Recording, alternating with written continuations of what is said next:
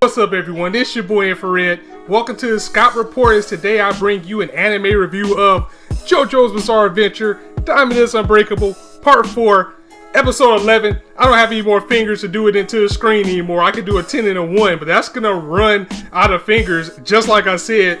But on that note, this is also starting off with a little bit of important news about the series in itself, as it's just been confirmed that Part 4 will have 39 episodes. That's about 9 episodes short that Part 3 had. So, I don't think David Productions is going to do a bad job. They're probably still going to adapt everything. However, Part 4 was longer than Stardust by a couple of chapters, maybe even more than a couple. But I think because actually where we are in this episode right now is where I stopped in the manga, so I don't know where it's going to go from here. But from what I'm hearing, I think Part 4 is a little bit more battle oriented, and a lot of things can't be resolved in one episode versus some things that were stretched out in Part 3. So we'll just see where it goes. This company's been doing a good job adapting everything so far. So we'll see how that goes. I know you guys are here for the review, so without further ado, let's get down to the breakdown. So this episode starts off, we have Josuke at home playing video games, and the life of a gamer, especially coming up, you know how it is. He's up all night playing the game. He still got his school uniform on. Mom comes in screaming like, get off that game now before I cut it off. He's like, no mom, please, 5 more minutes, please. She's like, no, cut the game off now or I'm beat your ass. So she's literally kicking him in the back like, get off the game right now. Boy, go finish your homework. Before I come back in here, it's gonna be some trouble. So he's like, okay, he loses in the game that he's playing. It's like a shooter. He's like, okay, cuts off the game. But however, when he cuts the game off, he noticed that the TV comes back on by itself. So he's looking like, what the hell? I just cut this off. And he's hitting the remote and he's like, I can't change the channel anymore either. What's going on? It is here that the people in the TV start talking, saying, Josuke, we told you to get out of town and you're still here. Red Hot Chili Pepper is in his crib, right front and center, jumping in, coming out the TV like a goon as our episode starts off. So Red Hot Chili Pepper has always been in the vicinity because whenever there's electricity, he can put himself into, as the user's able to control this stand remotely. And I have to give kudos to this series and the intricacy that we have with the stand users, as he's able to control this stand, and who knows how far away he can be. He tells Josuke that, you know, I've always been around. I know everything that's going on. I know about the battles you had. I know about everything that happened since the last time we fought. I am here to test my mights, per se, as he's there just to test Josuke, as he knows that he can't mess with Jotaro right now because of the time-stopping ability that he has. He'll stop him in his tracks. He'll wreck him completely. However, Crazy Diamond may be just as fast as Star Platinum. So Red Hot Chili Pepper is there, and I'm probably just gonna call them RACP just to lighten things up a little bit if I get too tongue-tied. But Chili Pepper is there to test Josuke. So he wants to see how fast Crazy Diamond is, as he's goading him like, come on, hit me right here. I'll give you a free one. Hit me right in the face. Come on, hit me. And Josuke is like, come on, you don't want that drama. Really? That's why you're here? You don't want any of me. You want to throw them hands, let's go. As he goes in and he just knocks Red Hot Chili Pepper on his ass. He's like, wow, he's faster than I thought he is. He may even be faster than Star Platinum. However, the battle doesn't end there, as he's able to use his electricity because he's very fast, since he's one with current, and get a hit on Crazy Diamond as well. However, he says, I've gotten stronger since the last time you saw me, and I'm going to continue to get stronger. However, this proves that I'm not strong enough still to take on Star Platinum, and you don't have it yet, kid, as well. So he makes his escape and goes back into the electricity current. Josuke's getting screamed at now because everything in the room has just gotten broke down for the brief fight that they had. The mom's like, what the hell are you doing? I thought I told you to get off that game. So Red Hot Chili Pepper gets away. Josuke dusts himself off and he decides to go meet with Jotaro, Koichi, and Okuyasu in a disclosed area that has no power anywhere around. There's no power lines, there's no TVs, there's nothing they can get to get away from this stand user as they try to devise a plan. So the team decides that they need to find the stand user and stop Red Hot Chili Pepper now, because he has a stand bow and arrow before he makes more people like him, or even worse. Jotaro says he is waiting for a certain someone to arrive at the port today, and this stand user should be able to help them track down Red Hot Chili Pepper. However, this stand person or this stand user isn't as strong as they used to be. He's an old man, about 79 years old. He goes by the name of Hermit Purple, so we already know who he's talking about. But he continues to go in and describe things by saying he's like 79 years old. He used to be ripped, but now he's an old wrinkled old man that walks with a cane. He's not as strong as he used to. He's senile. He has bad hearing. He wears dentures. He thinks he's funny, but he's not anymore. I mean, he is just ripping Joseph Joestar. And when him putting all these hints out, Koichi starts to put two and two together, and even Josuke, as he said, wait a minute, is he talking about? However, before they can deduce and figure out who it was that they said, Red Hot Chili Pepper pops up out of nowhere as Okuyasu was sitting by a motorcycle that he drove with him, and he was able to catch up to our crew by using the power inside of the battery of the motorcycle. Wow, I mean, just even the littlest bit of current is enough to make this stand user dangerous. Red Hot Chili Pepper now says that he knows their plan, as he says, so it's an old man who's a stand user at this port. I'm gonna go ahead and meet him off at the pass and kill him before you guys get there. The hotel that Jotaro's been staying in, the Morio Grand Hotel, is landmark number 4, by the way. So Red Hot starts to speed off on the motorcycle as they're kind of looking like, how the hell did he even get here? And that's when they find out he used the car battery. But Okuyasu with the plays. Okuyasu is full of rage because this guy killed his brother. He's still holding that in his heart. He wants to take this stand user out because of that, even if he is acting calm and collective.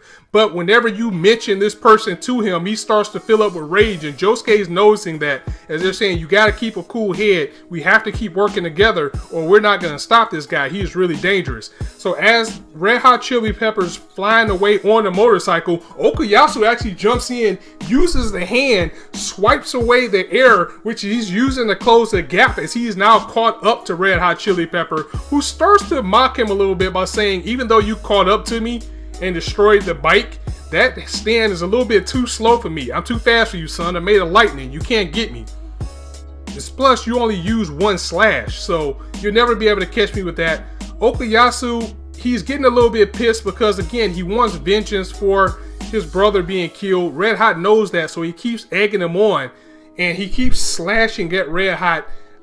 But Red Hot keeps getting away because he's just a little bit too fast for him, as he cleanly takes out Okuyasu. Jotaro warns Okuyasu not to take too much damage or to hurt Red Hot Chili Pepper because they still need to know some information from him. And even though Red Hot is taunting him, Okuyasu's still able to get the upper hand because, remember, his brother always said, if you used your brain, you have one of the strongest stands out there, as Red Hot is not only afraid of Jotaro and Star Platinum with the time stop ability, Okuyasu in the hand have a very destructive ability as well, at being able to wipe away space, as he's able to also get the advantage on Red Hot by still wiping away the air. Even though he was missing, he can still use that to teleport, as he gets to jump on Red Hot from behind and actually starts stomping him out. I mean, he is literally stomping him on the top of his head. I mean, Red Hot is wrecked. Okuyasu's feeling good about himself as he's on the ground begging for mercy, like, no, stop, please, don't hurt me. But this is where he starts to have mind games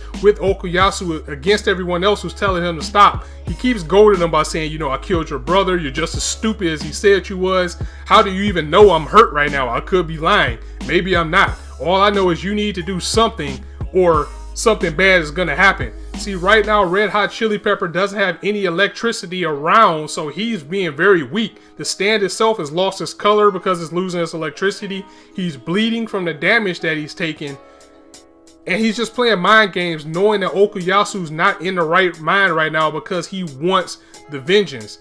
So against everybody's will, Okuyasu loses his cool and he starts slashing at Red Hot Chili Pepper on the ground. However, Red Hot disappears because he slashed away the air, and he didn't disappear, I'm sorry, but you only saw half of his body.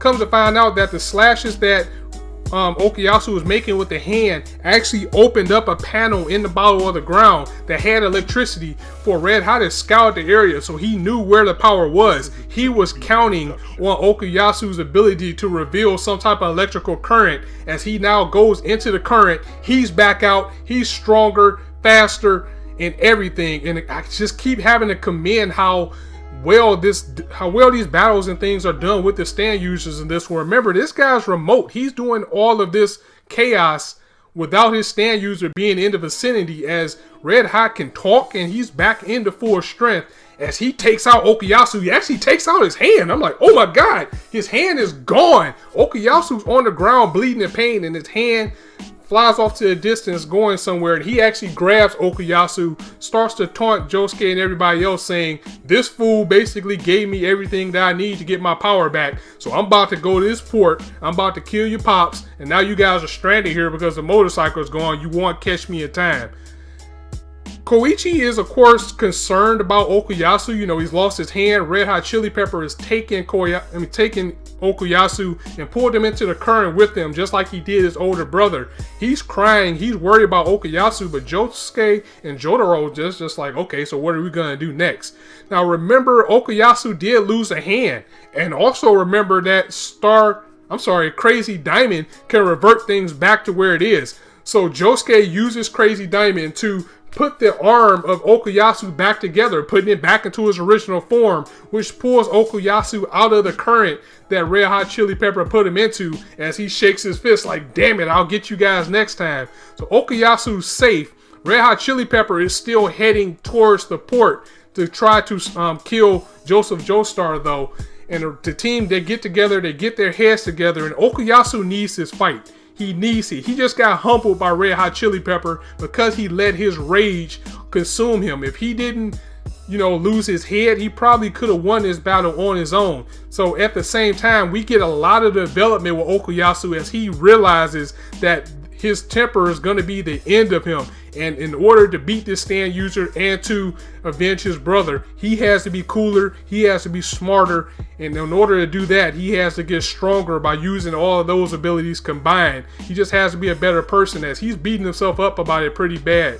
But with that being said, that was the end of the episode. We do see that, just like Jotaro said, Joseph Joestar is on the way to the port. They don't show him again. They just show him wrapped up and he's coughing. They don't see his face, but it looks like he is not the man that we used to know. I'm pretty sure he's still a beast, even as a 79-year-old man. So that was the episode. Again, it was very good. We're back to the main story, as the last few episodes were, I won't say they were filler, but as I've said in each one of those videos, you wouldn't have been okay without seeing the last 3 or 4 episodes, and you just picked up off right here as we get back to the main story. I am loving JoJo's Bizarre Adventure right now. Definitely something that I look forward to every week as Hype Friday begins our week of fun once more. So I'm gonna go ahead and end it here. If you guys like the video, go ahead and drop it a like, and if you want to hear more, go ahead and hit that subscribe button, as I bring you guys content almost daily right now, except Monday. Now, I've been taking a look at the summer schedule. It might be something every day, I don't know. We just have to see how it goes.